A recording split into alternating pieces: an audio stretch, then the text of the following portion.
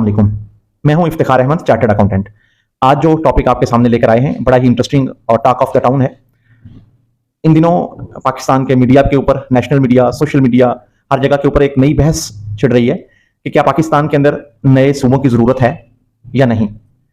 इसके पीछे डेफिनेटली कोई ना कोई बड़ा बिगर प्लान तो होगा, जिस वजह से इन दिनों में ये बहस शुरू हुई है। जैसे कि आपने देखा होगा, लाहौर के अंदर कई एक्टिविस्ट, कई बड़े बिजनेसमैन, बड़े मीडिया टाइकॉन्स इसके ऊपर बात कर रहे हैं। कहीं ना कहीं से ये बात फ्लोरिश हो रही है। उसके बैकएंड के ऊपर क्या वजूहात हो सकती हैं, उसकी तो डिटेल में हम नहीं जा रहे, लेकिन हम ये आज डिस्कस करेंगे कि क्या नए सूबे बनाने से मसाइल हल हो सकते हैं, या सिर्फ एक पॉलिटिकल स्टंट है, या एक कॉन्स्पिरेसी थ्योरी है, या फिर इसको चीजों से तवज्जो हटाने के लिए इस इशू को लॉन्च किया जा रहा है। जो लोग ये प्रपोज कर रहे हैं कि पाकिस्तान में मसाइल का हल नए सूबे हैं, उनके जहन में क्या चीजें हैं, उनके क्या दलाइल हैं, हम पहले उनको डिस्कस करते हैं। उनका पॉइंट ऑफ व्यू ये है कि जितने सूबे छोटे होंगे वहां पे गवर्नेंस बेहतर होगी। पाकिस्तान में गवर्नेंस का बड़ा मेजर इशू रहा है, अभी तक जो रिजॉल्व नहीं हो पा रहा। कॉमन मैन तक सर्विस डिलीवरी बहुत ही ज्यादा माइजरेबल है, लोग पिस रहे हैं। तो गवर्नेंस स्ट्रक्चर पाकिस्तान का कंप्लीटली नाकाम हो चुका है। तो जब हम सूबों को छोटा करेंगे, उनका साइज छोटा करेंगे, डिस्ट्रिक्ट्स जो है उनको इंप्रूव करेंगे, डिस्ट्रिक्ट एडमिनिस्ट्रेशन को बेहतर करेंगे, तो इस वजह से पब्लिक को जो सर्विस डिलीवरी है वो बेहतर हो सकेगी। दूसरा उनके पॉइंट, उनके जहन में ये है कि जब हम मजीद सूबे बनाएंगे तो उससे हमारा जो उस एरिया की डेवलपमेंट है उसके अंदर स्पेशलिटी आ सकेगी। जैसे फैसलाबाद जो जोन है उसको हम टेक्सटाइल हब बना सकेंगे। जो जो सेंट्रल और जनूबी पंजाब है उसको हम एग्रीकल्चर के हवाले से उसको ज्यादा कैपिटलाइज कर सकेंगे, उसकी यूटिलाइजेशन बेहतर कर सकेंगे। ये एक स्पेशलाइजेशन का कॉन्सेप्ट उनके जहन में है कि सूबे बनाने से इस चीज को बेहतर किया जा सकता है। उसके बाद वो समझते हैं कि लॉ एंड ऑर्डर की सिचुएशन को इंप्रूव किया जा सकता है, पोलिसिंग बेहतर की जा सकती है। जैसे कि कराची का एक अब इतने बड़े शहर का जो पुलिस चीफ है वो कैसे इस सारे सिस्टम को कंट्रोल कर सकता है। तो जब वहां पे एक एडमिनिस्ट्रेटिवली छोटे यूनिट्स होंगे तो उसको कंट्रोल करना बेहतर हो सकेगा, जिससे लॉ एंड ऑर्डर की सिचुएशन इंप्रूव हो सकेगी। उसके बाद उनका एक और पॉइंट भी है कि इस चीज से हमारा जो एथनिसिटी प्रॉब्लम्स हैं वो बेहतर हो सकेंगे। खास तौर पर जो एक डोमिनेंस है पंजाब की, उसको न्यूट्रलाइज किया जा सकेगा। जो छोटे सूबे हैं, जो छोटी कौमियतें हैं, उनको बेटर प्रोपोर्शन के अंदर फेडरल गवर्नमेंट के अंदर रिप्रेजेंटेशन मिल सकेगी।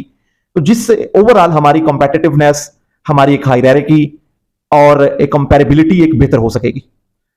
यकीनन ये चीजें अपने हाथ तक ठीक हैं, ये सही लॉजिकल लगती हैं, लेकिन इसके पीछे जो असल रियल कॉज है, अगर हम उसको इग्नोर करेंगे तो शायद ये वाले जो आउटपुट हम हासिल करना चाह रहे हैं वो ना कर सकें। सूबे बनाना यकीनन जरूरी है, लेकिन यह भी ख्याल रखना होगा कि सूबे बनाने से कुछ मसाइल भी खड़े होंगे, पहले उसको भी चाक आउट करना होगा। सूबे बनाने के लिए बहुत ह्यूज हैवी एडमिनिस्ट्रेटिव कॉस्ट चाहिए होगी। आपके न्यू सेक्रेटरिएट्स बनेंगे, नई डायमेंशंस खड़ी होंगी, पूरे का पूरा ब्यूरोक्रेटिक स्ट्रक्चर जो है उसको इंक्रीज करना पड़ेगा, उसको दोबारा रिपीट करना पड़ेगा।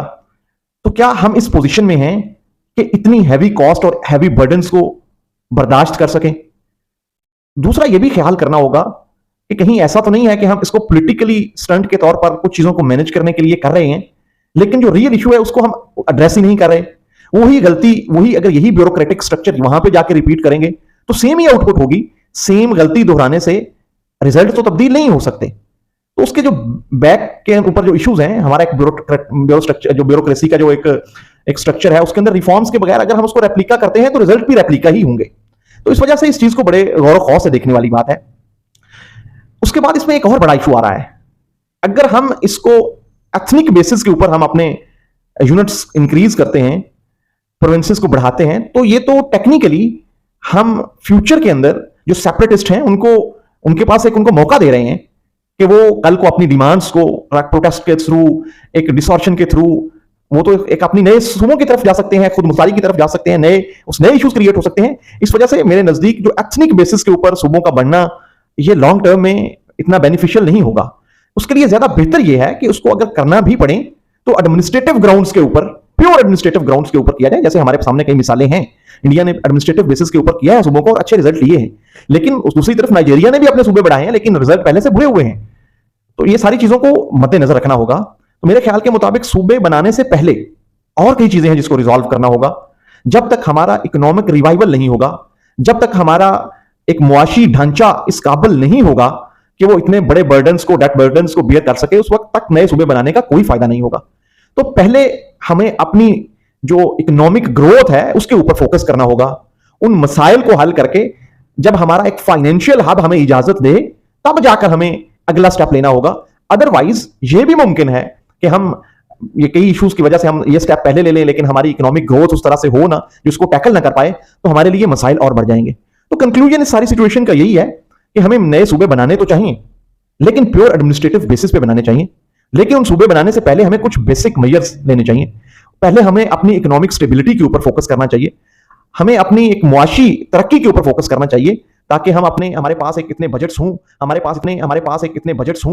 पास इतने कैश फाइनेंसेस हों कि हम उसको कोप विद कर सकें। उसके बगैर शायद ये पॉसिबल ना हो। दूसरा इंपॉर्टेंट जो पहलू हमारे पास होना चाहिए कि हमारे ब्यूरोक्रेटिक स्ट्रक्चर्स और जुडिशियल रिफॉर्म्स के बगैर शायद जो हम गवर्नेंस नए सूबे बना के हासिल करना चाह रहे हैं वो शायद हम हासिल ना कर सकें। इस वजह से हमें इस सारे कदम फूंक फूंक कर रखना चाहिए। उम्मीद है कि आपको मेरी ये वीडियो पसंद आई होगी। Thank you.